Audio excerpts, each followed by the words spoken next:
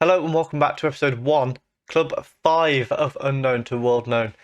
We're back today at a new club after we left Inter Milan.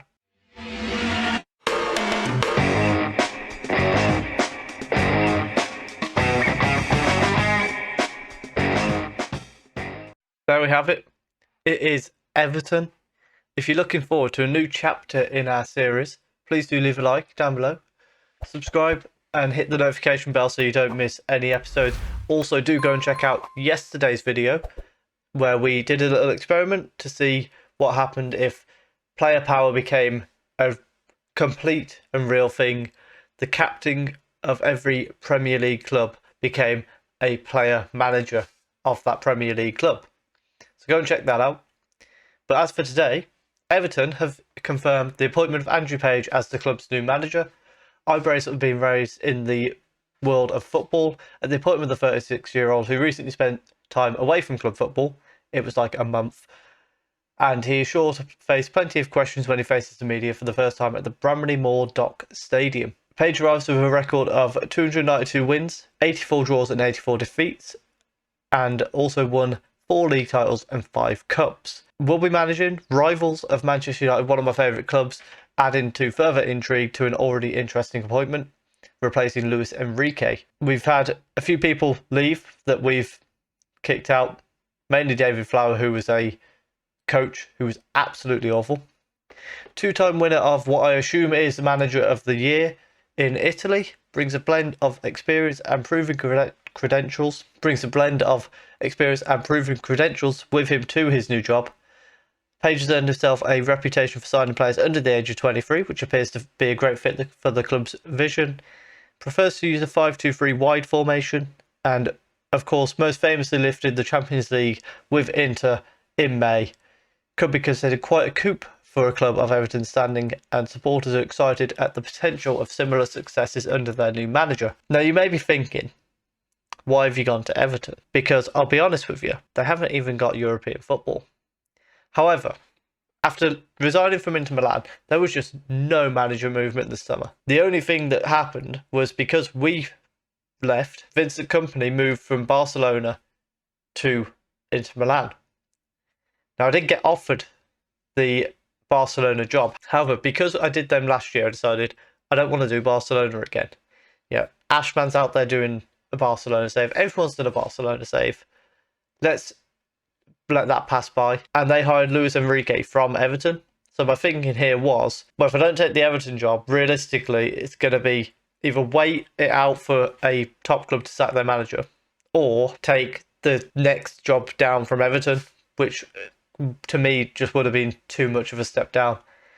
Everton, I think we can build a team. I did end up with them the year before I started YouTube. Had a very fun save for them winning the Champions League, so hopefully we can recreate that. Since the start of the save, they did finish runners-up in the Europa League back in 2027. We haven't got much of a transfer budget, however, possibly somewhat due to the fact that they've recently built a new stadium. Lineup, if we were to go with the 5-2-3, pretty decent. Top earner Raul Moro would get in there. Captain is Ben Godfrey. Our key player is, I'm not going to attempt to say his name, this guy at centre-back. And they've got excellent youth facilities, so hopefully we can bring some good guys through. They want us to finish in the top half. I think that'll be absolutely fine. Quarter-final of the FA Cup. Maybe we can go a little bit further than that if we get the right draws. So let's go and meet the squad. So we've got a decent goalkeeper. Right back, again, we've got a few decent options. Lamperty can play there. Richards can play left back. We've got a few very good centre-backs, which does play into our favour. Couple of good midfielders. Striker, we've got a couple of really good guys.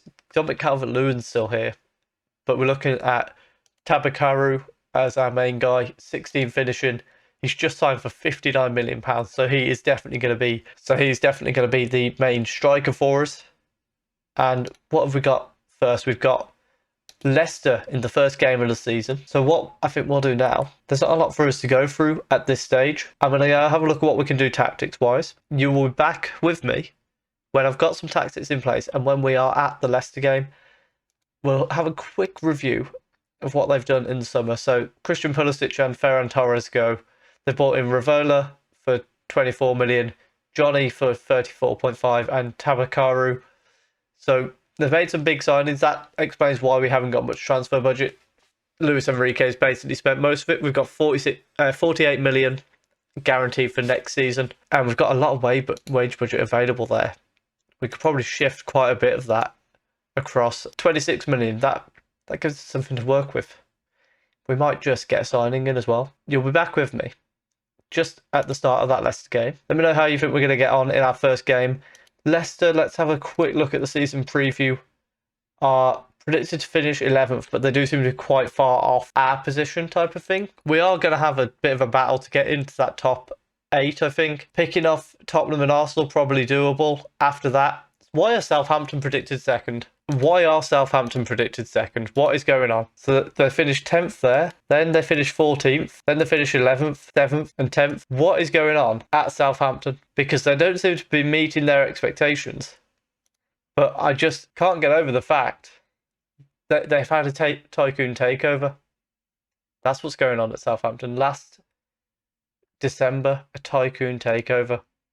So they have just spent 2.3 million. They had a tycoon takeover and they've spent 2.3 million pounds. Okay, Southampton, you do you.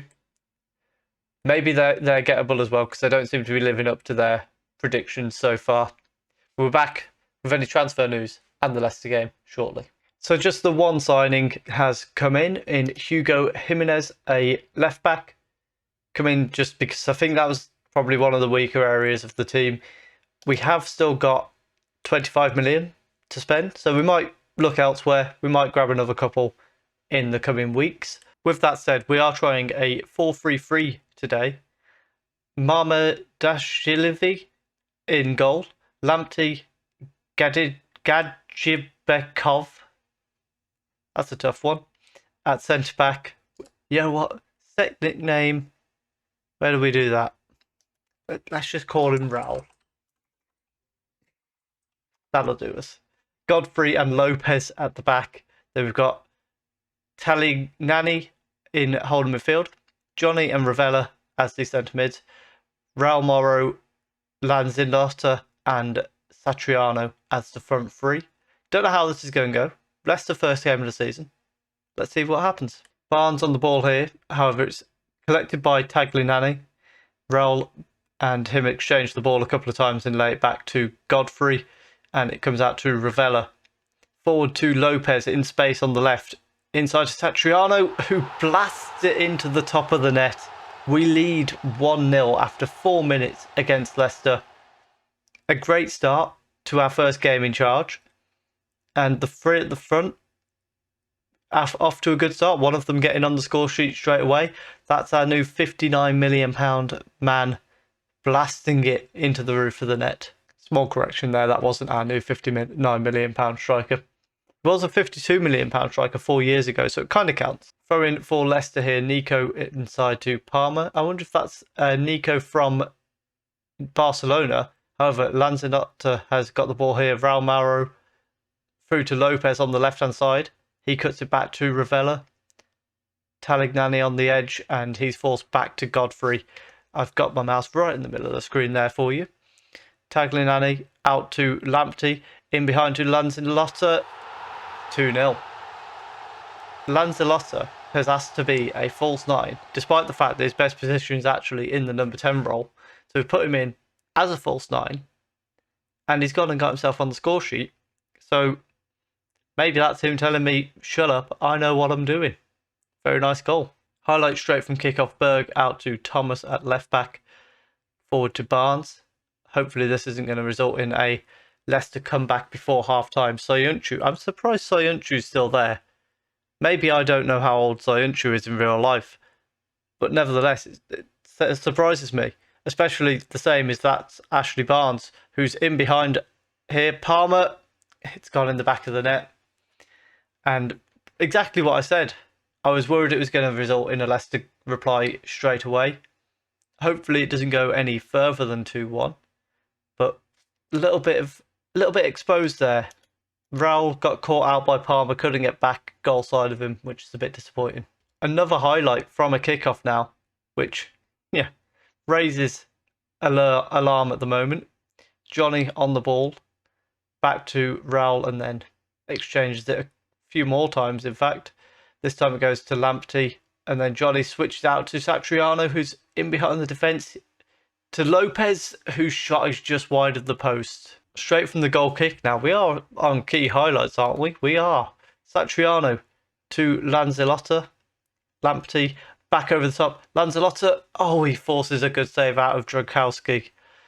And probably should have been making it 3-1. But nevertheless, Ravella with a corner sends it in towards the far post, but it's headed away. We have a free kick on the edge of the box. Raul Morrow is stood over it. Strikes. Oh, what a goal from Raul Morrow, at actual £59 million striker from the summer. Gets himself on the score sheet. That is a goal from each of our front three. Looks like that might be sticking around. At halftime, we are 3-1 up.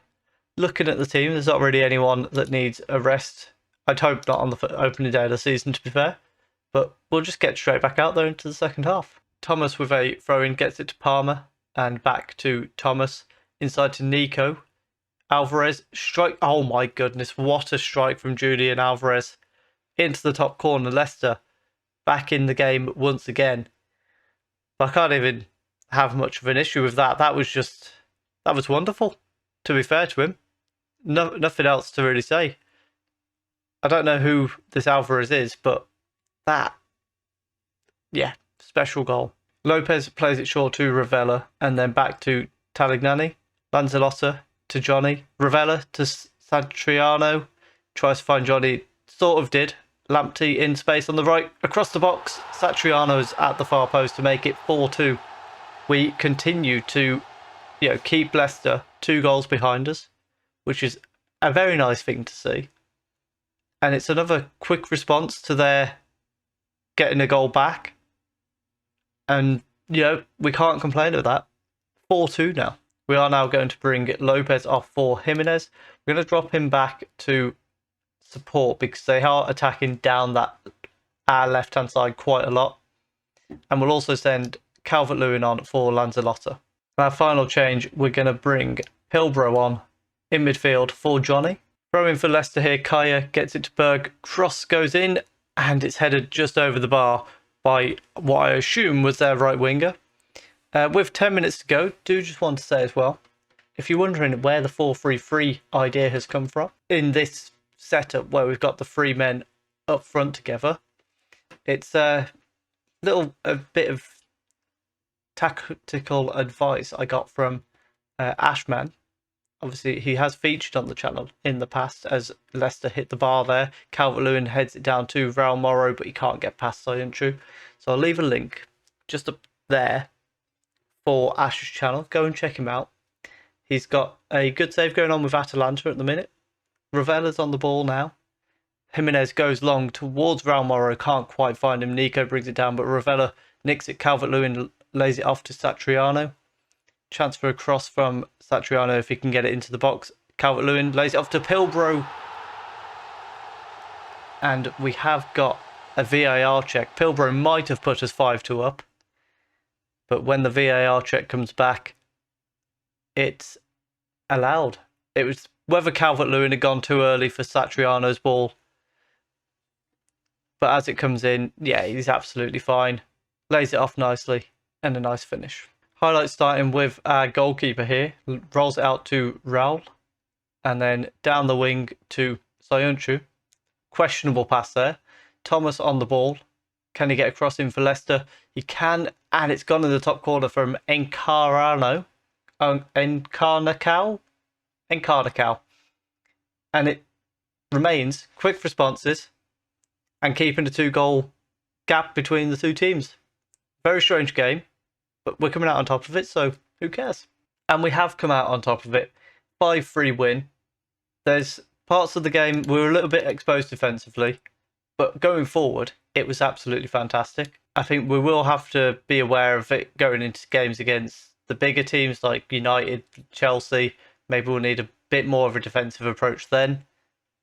But as a starting point, fantastic. So I think what we'll do is we will come back, somewhere around October time, perhaps, Manchester City and Liverpool could be a time to come back. Although, on the flip side of that, we'll be coming back to probably get thrashed on camera twice in a row.